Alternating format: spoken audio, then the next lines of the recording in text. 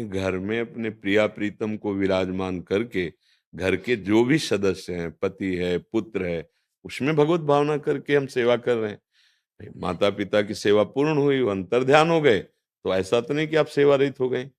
आपका शरीर, आपके शरीर संबंधी पुत्र, अतिथि, पति जो भी हैं, जिनके साथ जैसा हमारा धर्म का संबंध, उसके साथ हम भगवत भाव करके सेवा करें। हमारे पूरा जीवन सेवा में है। ये शरीर भी मैं तो हूं नहीं, अब ये धर्म के कार्यों में हमारा सहयोग कर रहा है, भगवत कार्यों में, तो हम इसकी भी सेवा करते हैं। स्नान करना, भोजन देना, इसको स्वस्थ रखने की चेष्टा रखना, तो ये भी भगवत सेवा हो जाएगी। जब इसे मैं मान के करोगे तो बंध जाओगे, और इसे भगवत, जैसे तांबे का पात्र है और हम ठाकुर जी को उससे स्नान कराते हैं, तो बढ़िया मान के नहीं रखते और बड़ा अच्छा भाव रखते हैं कि ठाकुर जी का ये लोटा है, ऐसे ही ठाकुर जी की सेवा का पात्र शरीर है, ऐसे ही दूसरे शरीरों में भी ठाकुर जी हैं।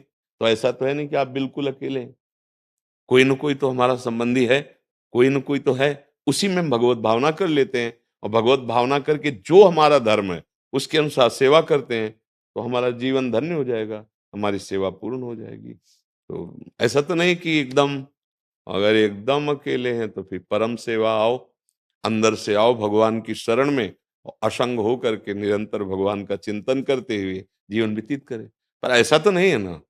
अब वो तो इसलिए कोई न कोई तो है ना, उसमें भगवत भावना कर लेते हैं और धर्म के अनुसार वर्ताव करते हुए सेवा करते हैं, वही हमारी भगवत प्राप्ति का हेतु हो जाएगा, यदि नाम जब चलता रहे तो।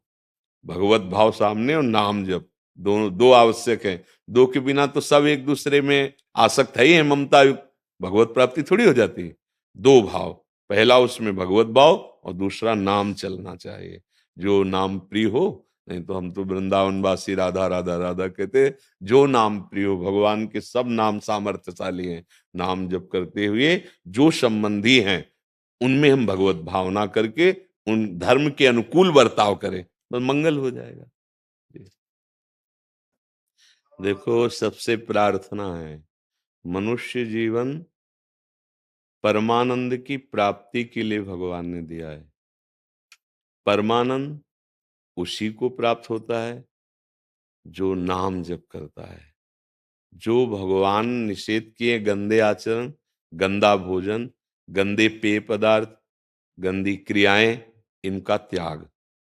अब जैसे शराब पिए, मांस खाए, पराई माता बहनों की तरफ गंदी दृष्टि रखे, गंदे आचरण करे, तो उसे अशांति मिलेगी, उसका हृदय जलेगा, उसका हृदय भयभीत रहेगा, एक कल्पनात्मक भय बना रहेगा, क्योंकि गलत आचरण हो रहे हैं।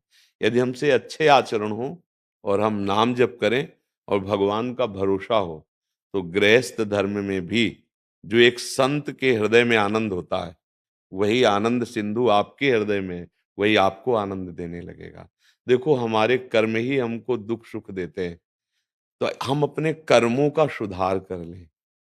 अभी तक जो गलती हुई, मानो अनजाने में या वासना के दबाववश, अब तो संभाल ले। अगर दर्शन, संत संभाषण, इसका मतलब भगवान की हमारे ऊपर विशेष कृपा। अब मोहि भा भरोस हनुमंता, बिनु हरि कृपा मिले नहीं संता। अगर संत मिल गए तो इसका मतलब भगवान हम पर बहुत प्रसन्न है। अब हमको आज से अपने जीवन को संभाल लेना चाहिए। अब लो नशानी अब ना नशे हो। अब तक गलती हुई, अब आगे नहीं करेंगे। तो जितनी श्वासें बची उतने में मंगल हो जाएगा। जब अपने पुत्र के बहाने नारायण पुकारा अंतिम श्वास में, तो भगवान की प्राप्ति हो गई अजामिल को। तो हम जानबूझकर राधा राधा बोलेंगे तो हमको भगवत प्राप्ति नहीं हो जाएगी। इसलिए हम प्रार्थना करते हैं कि हम अपने आचरणों पर ध्यान दें, कोई हमारा कर्म भगवान के विपरीत ना हो जाए, धर्म के विपरीत ना हो जाए, और खूब नाम जप करें, इसी से हमको लाभ मिल जाएगा, परम लाभ मिल जाएगा। संतों का आशीर्वाद जैसे नहीं कहते, संतों का आशीर्वाद का मतलब ये होता है कि हम भगवान की तरफ चलें, गंदे आचरणों से बचें। अरे बोले, देखो ये सत्संग करते हो, तुम ये खाते हुए पीते हो, ऐसे ये सत्संग करते हो, मतलब तुम तिलक लगाए हो, कंठी बांधे, तुम कहाँ खड़े हो, क्या बोल रहे हो? मतलब हमको अपनी जबान, अपने आचरण, अपने विचार पवित्र करने हैं, क्योंकि अब हमें संत समागम मिल गया है, हमें मानव देह का परम लाभ। भगवान शंकर जी कह रहे हैं, गिरजा संत समागम सम न लाभ कछु आन। अब आपको क्या मिला यहां? वचन।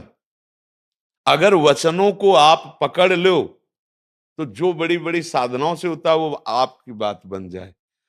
सब शास्त्रों का सार तुम्हें बता रहे हैं। आचरण पवित्र।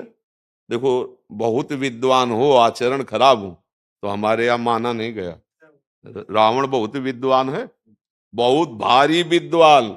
हाँ, और पुलस्त जी का नाती है ब्रह्म ऋषि का।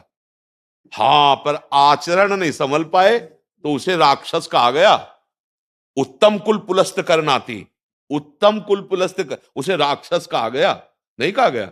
आचरणहीन होने के कारण। नहीं तो आज भी जहां भगवान शंकर जी का अभिषेक होता है उसका लिखा हुआ स्तोत्र गाया जाता है। जटाटवी गलत ज्वल प्रवाह पावित स्थले गले अलम्ब लंबिताम भुजंग तुंग मालिकाम डमर डमर डमर निनाद वट डमर वयम चकार चंद्र तांडवम तनोतुना शिवा शिव। ये उसी का रचना है। अगर संत समागम हुआ और हमारे आचरण नहीं सुधरे तो फिर हाँ, मतलब क्या लाभ मिला संत समागम। तो इसलिए अपने आचरण पर ध्यान रखें, कर्म ना बिगड़े और खूब नाम जप करें, राधा राधा राधा।